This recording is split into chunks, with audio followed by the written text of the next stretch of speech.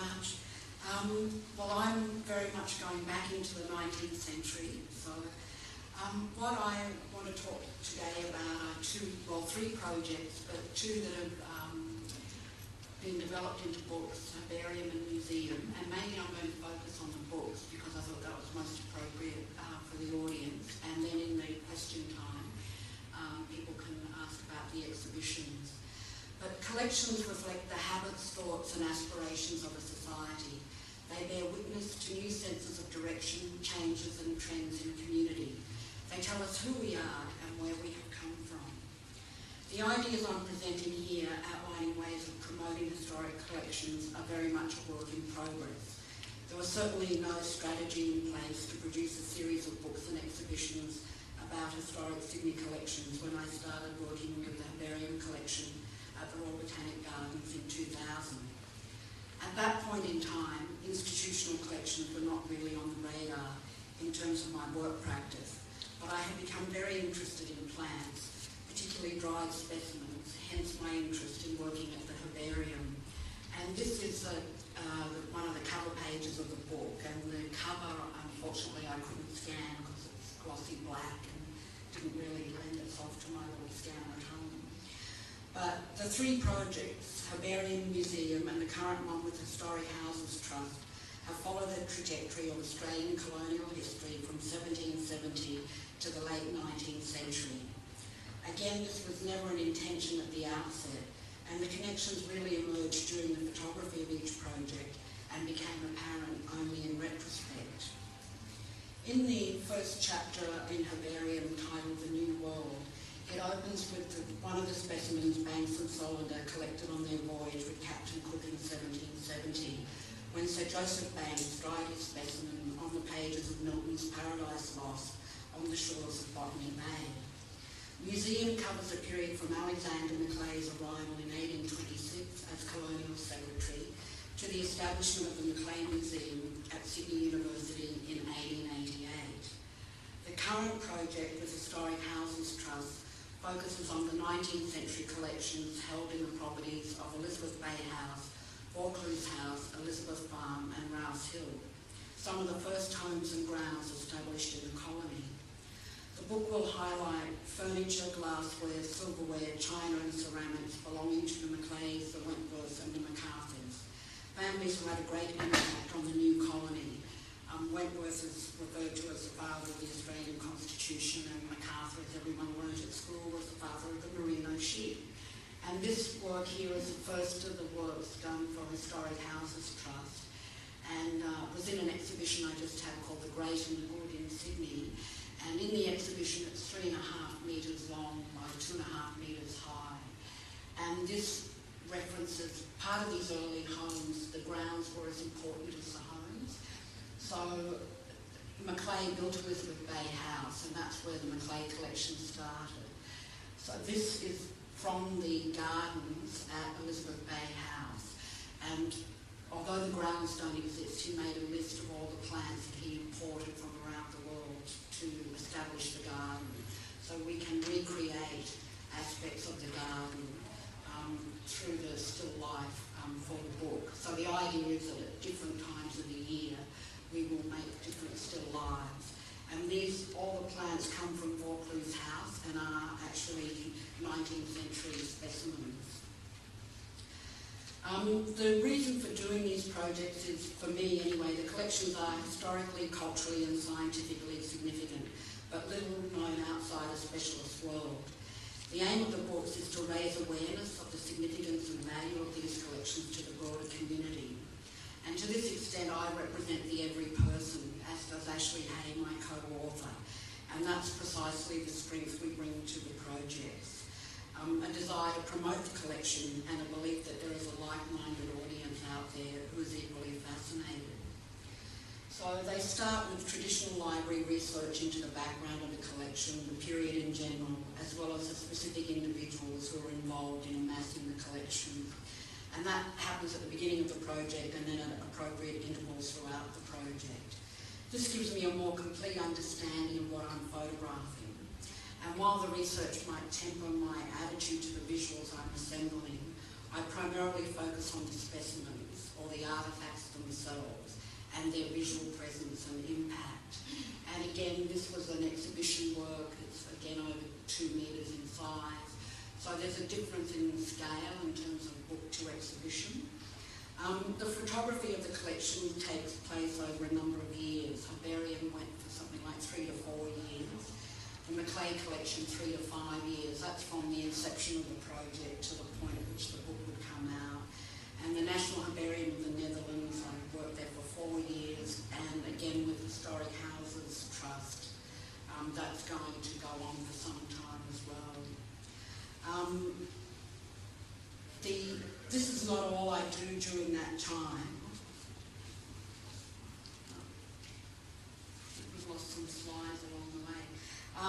This is not all I do during that time, but the long duration of the project gives me the opportunity to reflect on the collection, to talk to the different people who work in the institutions, and time to think about how to present the varied types of specimens and artefacts in an interesting way. And it would be a very different project if I turned up for 6 months, was commissioned by a publisher, and had to produce a book at the end of that time. It's important to stress that the books are my visual interpretation of the collection. They are neither a straight documentation of the collection nor an institutional view of the collection. This would be a very different book. Obviously, in saying that, I'm aware that the books carry the imprimatur of the institution, and as such, the final selection of images must be an honest reflection of the collection and be welcomed by the institution. This was a still life from the Macleay collection that was, again, a large work that was acquired by the National Gallery in Canberra. This is some of the work from the herbarium in the Netherlands. The medium employed is obviously photography. Photography is the perfect medium as it straddles both art and science, capable of creating the most literal representation of an object, or through the amplification of vision created by the lens, photography can produce detail not apparent to the naked eye. At the same time, through the judicious use of lighting, composition and framing, heightened artistic or even illusionistic representations of the specimen or artefacts can be produced. The direct representation is further reinforced by depicting specimens on a white or neutral background, and this is a tradition that dates from the 17th century when the earliest herbaria were being compiled, and it was decided that there would be one specimen per page. And since the 17th century, every specimen that you see in any herbarium in the world is one specimen on a page. If the specimen is too big for the page, you bend the specimen to fit the page. So this I've dubbed the scientific or rational approach, as distinct from the still life assemblies which draw on a long artistic tradition. And when you have digital cameras and programs like Photoshop that allow pixel by pixel control in terms of imagery, it enables a photographer to move between these two traditions quite seamlessly. And this is an example of when sometimes my interpretation is quite a subtle one. Like this box does not exist in the Macleay collection. It was a box I had made. It references the Macquarie chest, which is held at Mitchell Library in Sydney. And the pattern is actually the mosaics on the floor of the Macleay Museum. And one of the things when you say I've got 100 pages in a book, there's 500,000 specimens in entomology. There's something like 10,000 eggs in the collection, so 10,000 eggs compared to 500,000 things in entomology. Eggs can only get 2 pages. How do I convey the idea that there's quite a number of these things and that they're all quite beautiful? So this is a double-page spread in the book, and that enables me to, like I said, it's my version of how to represent the eggs in the collection. So the strategies of the book are quite important, and the focus of the book, like I said, is on the collection items themselves, both individually and en masse. And while photographing, I'm thinking about the way it might be interpreted over a given number of chapters and pages. And one of the outstanding aspects of any collection that strikes you immediately is precisely that of excess. the decision about how to prioritise and rank all the material, what to include, what to leave out, continue throughout the project, and are only finally resolved at the editorial stage. So this is titled Miss Eliza Wentworth's Glassware, and QUT just purchased this work. And so again, it's a way of showing not all the glasses that are held at Elizabeth Bay House, but it gives you, and just the fact that they're so fragile, and the glass in conventional Dutch still life has a lot of meaning about the transience of life and the ephemera of life. So we can kind of combine a lot of layers of meaning within the one image. The separation of text from image was something I decided very early on with the herbarium book to ensure that the specimens were showcased and they didn't function as a support or illustration of the text.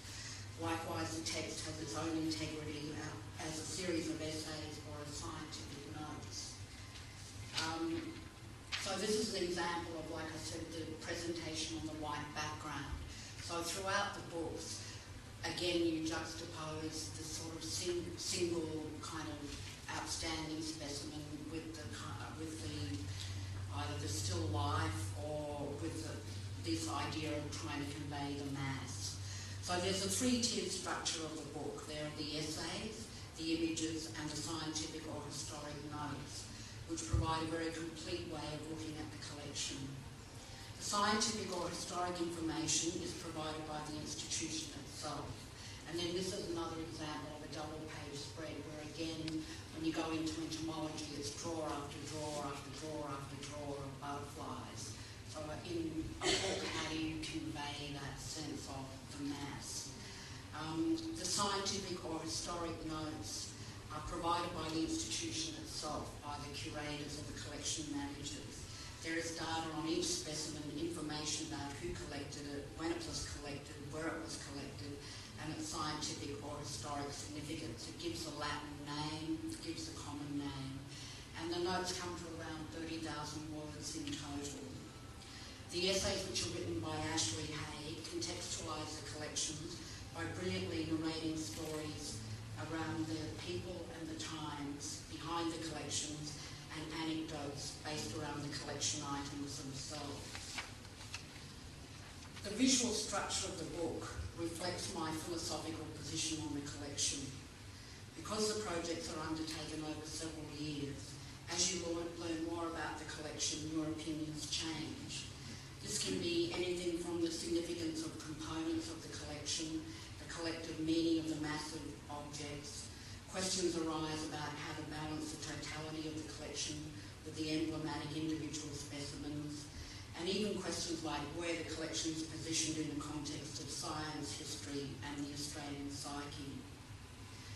The visual chapters are used to convey the different aspects and strengths of the collection, and the aim is to progressively reveal the collection to the audience, grouping specimens and artefacts to tell a particular narrative or expose aspects of the collection. The sequence and juxtaposition of the specimens across the pages highlights the diversity of the collection or emphasises historical or popular cultural phenomena. For example, this is some of the models in the McLean Museum that were used in the 19th century to educate students, and it seems quite quaint in retrospect to us.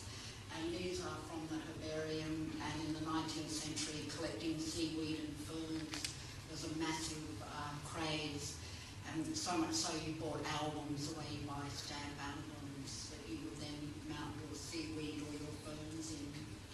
So the herbarium book, by the late 18th century, collecting reflected a world of intellectual and cultural pursuits based on Enlightenment philosophy, by which all natural phenomena could be categorised, classified and compared. Thus, at the time of the founding of the colony at Port Jackson in 1788, cultural, scientific and artistic influences fortuitously came together to spark both a scientific and popular interest in Australian flora and fauna. As natural history was the impetus for exploration and settlement, the history of Australian botanical endeavour offers a unique insight into the colonial settlement of Australia. From Banks and Solander to explorer adventurers like Mitchell, Leichhardt and Cunningham, and clergy like the Reverend Watts and the Reverend Rupp. These collections and their specimens provide more than a botanical history of Australia. They represent a way of interpreting Australian social and cultural practice. And this is a quote from 1793. When a botanist first enters on the investigation of so remote a country as New Holland, he finds himself, as it were, in a new world. The whole tribe of plants, which first seems familiar to his acquaintance as occupying nature's chain, prove on nearer examination total strangers. Not only the species themselves are new, but most of the genre and even natural orders. This is another quote from Jill, Duchess of Hamilton, who happens to have a holiday home on Magnetic Island. There was an explosion of interest in the newly discovered plants and animals from the strange and topsy-turvy land full of antiquity and oddities. These plants were so rare and difficult to procure that they were looked upon much as visitors from the moon would have been. So it's hard for us to understand, but at that point in time, Australia was the sexy destination in the world, and if you had the money and you had the time, this is where you came. So everyone from D.H. Lawrence to Anthony Trollope to you name it, they came to Sydney in the latter part of the 18th century. So the first chapter of the book is called The New World, from the Smith quote. And they're the plants that are quintessentially Australian, things that are commonplace to us today, like the waratah, the Guyamere lily, things like the Wollongong pine, most of the Western Australian plants. But at that point in time, for people in Europe, they really did look like something from the moon. The second chapter is called Scientific Fascination, and these are the people who tried to make sense of what they saw, who tried to add to the existing body of scientific knowledge. And as I said, they were mainly clergy, teachers, explorers, and early scientists. And the specimen on the left was actually collected by J.H. Maiden, who actually established a herbarium at the Royal Botanic Gardens. So when I did the book for Cambridge, their initial response was that I would just make a chronological presentation of the collection. But what I really wanted to do was to walk people through what the herbarium is about. So in presenting visually I wanted it to be interesting for people, but also sometimes you would have things like the specimen on the left was collected by MacArthur, who was the wealthiest man in the colony, and because he was a pastoralist and the merino sheep thing, he's got the most fantastic grass collection. And then on the next page is Cayley, who was paid by Sir Joseph Banks to collect exclusively for him a very modest retainer, and all his specimens were shipped back to England and didn't ever remain in Australia. So again, within those 2 pages, you have a little kind of excerpt of Australian social history. The third chapter is called Hobby and Decoration, and unlike the scientific specimens, which are always on white, specimens nowadays are data-based. They even have latitude and longitude of where they're collected. These ones are much more the souvenir or a memento that people collected from holidays. This is an album that a grandfather made. He had 3 granddaughters, so there's a red album, a green album, and a blue album. And then it has a little poem at the front. Call us not weeds, we are flowers of the sea. Happy and gay and brightly coloured are we. So they serve a completely different function to the scientific specimens. They're often on brightly coloured backgrounds, and again they reflect trends. So as I mentioned, ferns were very popular in the 19th century.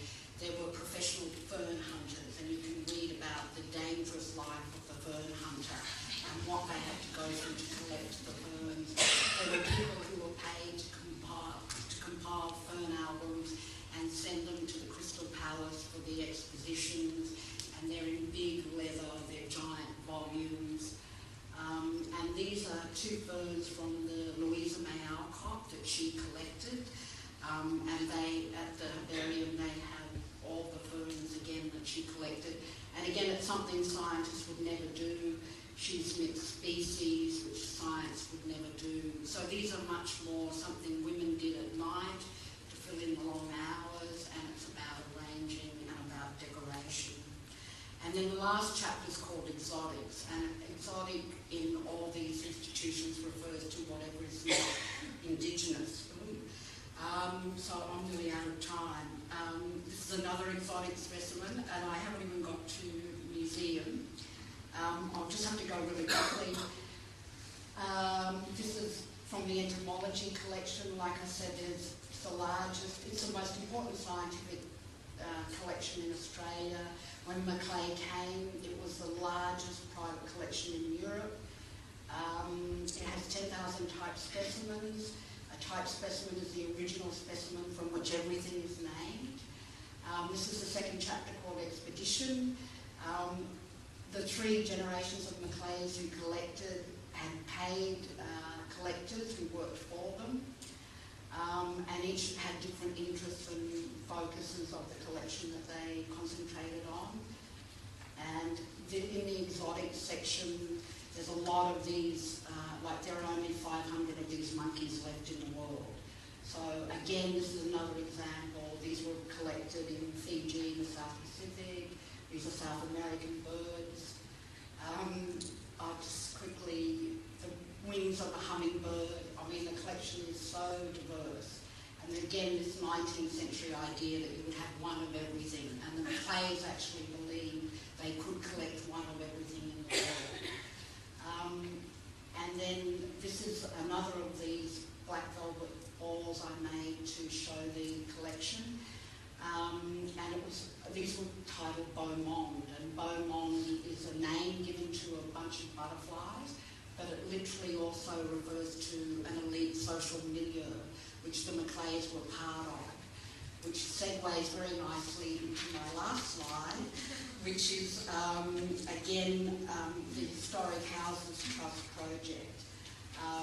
And I mean, that book, the final format of that isn't known at this point in time, but it's going to use a still life to group diverse materials, but to reference domestic rituals and accomplishments, as well as diverse architectural and furnishing styles that were prevalent in Sydney in the 19th century. It's a mixture of Greek Revival, Gothic, Italianate and Louis XIV that were all lavishly reprised by wealthy civil servants and merchants in their homes. So I just wanted to end by saying all these books and exhibitions couldn't happen without the goodwill of the majority of the staff in the institutions. They must be enthusiastic or at least see the value of the project. The outcomes to date have all been welcomed by the institutions.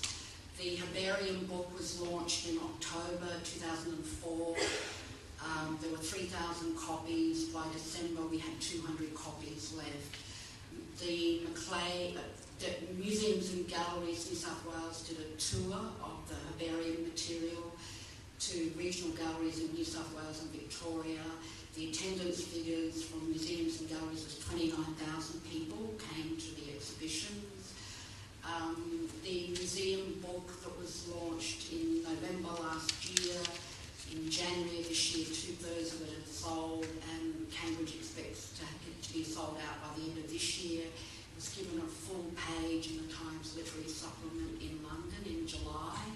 So I do think there is interest in this material.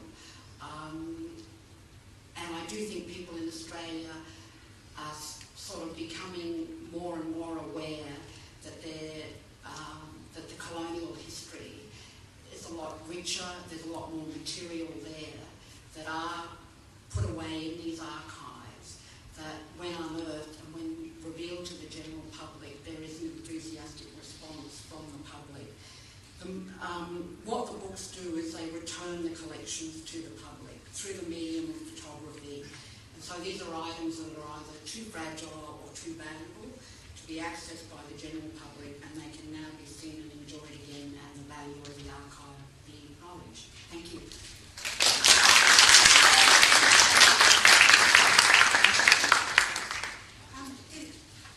If anyone's got one or two burning questions of Robyn, we do have a microphone. Otherwise, we are having a session at the end where all the speakers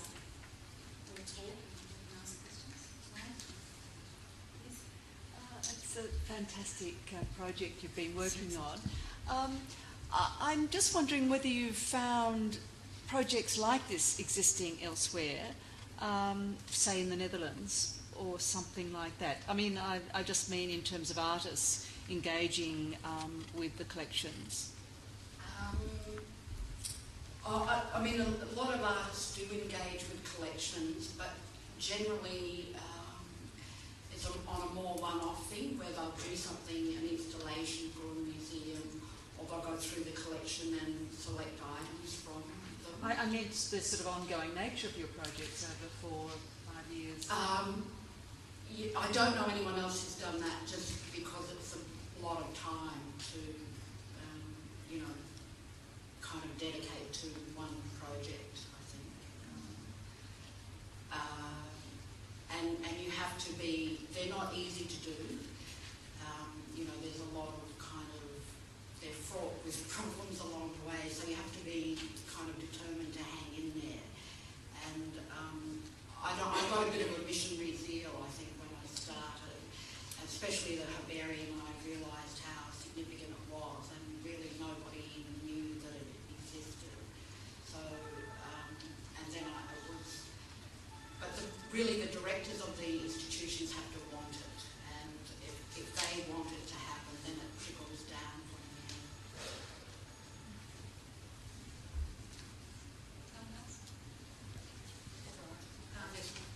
Through this one? Robyn, have you found that during a time...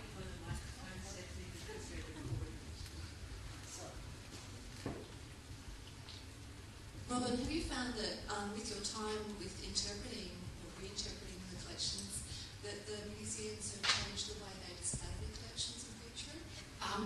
Sorry, I ran out of time, but I mean, in the one with the herbarium, all those hobby albums and things, they were in not good condition. In fact, they actually didn't know they had them till I found them. And they've all been sent off and got, to conservators and been rehabilitated, and now they're sort of proudly displayed. So in each, there was some, I found the Parry collection, which was the expedition to the North Pole in 1856. Again, no one knew that they even had that collection, how they got it, why they had. So in writing the scientific notes, some things it involved a whole lot of contacting colleagues internationally, and then the very first specimen, which I'm really proud of, when they came, no one had looked at that since 1770, and then they found it was a new species, so it got renamed in 2004 Viola banksii after Joseph Banks. So we actually found a new specimen through the Reading project. So it's you don't know what you're going to uncover, and it depends on, as curators come and go. I mean, obviously the herbarium is primarily focused now on Australian flora, and so a lot of curators are not interested. So it's just, there's over 1 million specimens